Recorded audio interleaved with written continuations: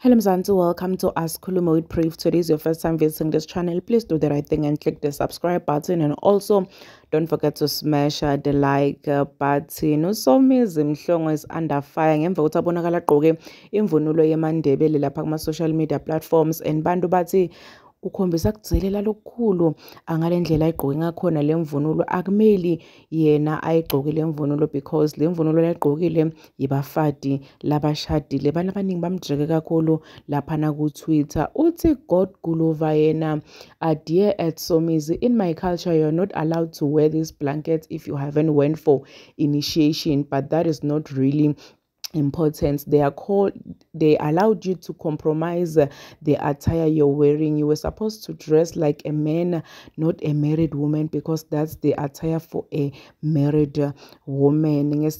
Ngesikhethu sithi imvunulo yesiNdebele iya ngengaba. Guys, I'm not Ndebele, so if I'm butchering the words ningixolele.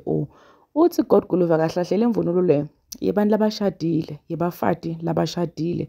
Uthi iyagqokwa, igqokwe nabantu labasokile, but lokho akabalulekanga kakhulu. Kubalekile ukuthini ukuthi le mvunulo lena yebafati labashadile. So kugqoka kwaSomizi kukhombisa lenkulu inzelelo. So bana abaningi nje bamdrekele lapha ku Twitter basho ukuthi hayibo bavumelana naye God Guluva, nabayamangala baqala ukubona lokwento yangiSomizi ke sana. Some people did come through for Somizi, but hayibo they don't think ukuthi Somizi meant any harm, but itshela nje ukuthi yena bekangadi ukuthi isho ukuthini le mvunulo. But ngiyadibutha ukuthi njengoba umena gogo lapha eceleni, gogo uyabonakala ukuthi umNdebele akade yena ingozi le mvunulo yalabanjani. Please do comment what you think below down in the comment section. Don't forget to hit the notification bell.